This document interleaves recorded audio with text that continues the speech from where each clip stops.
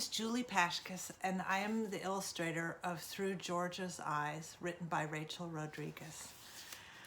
I started this project by taking a field trip to New Mexico.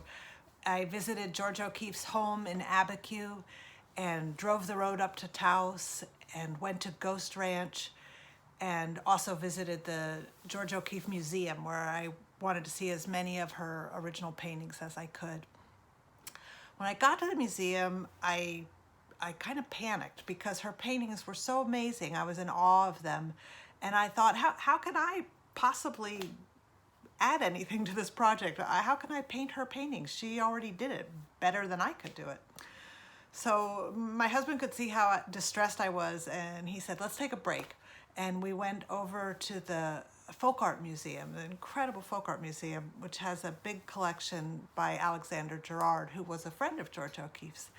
And at the museum, I saw many things that gave me joy, but one of them was these Polish paper cuts.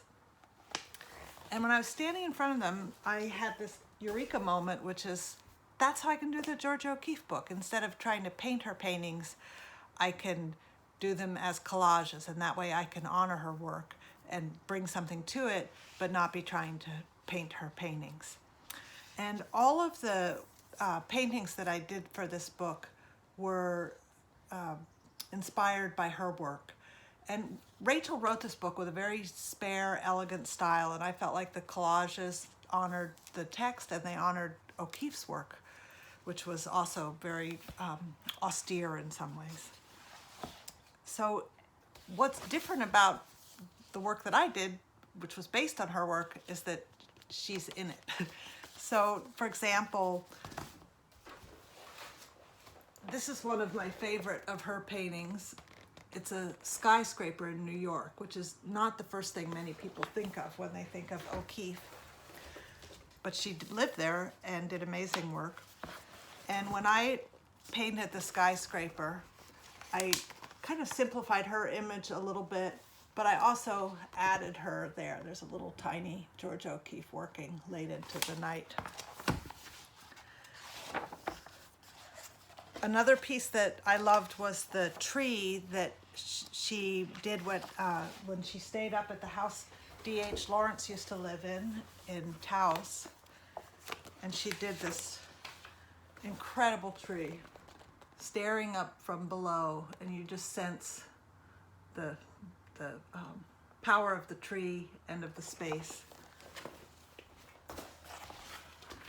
I transformed the shape of the page, of the image, to fit the page of a book, and I added her at the bottom, looking up and feeling the vastness of the universe.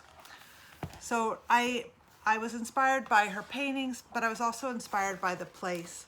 In this illustration, she's heading off into the to go painting outside in her old car, and I was inspired for this piece by looking out the window of her house and seeing the shape of that road that she had written about.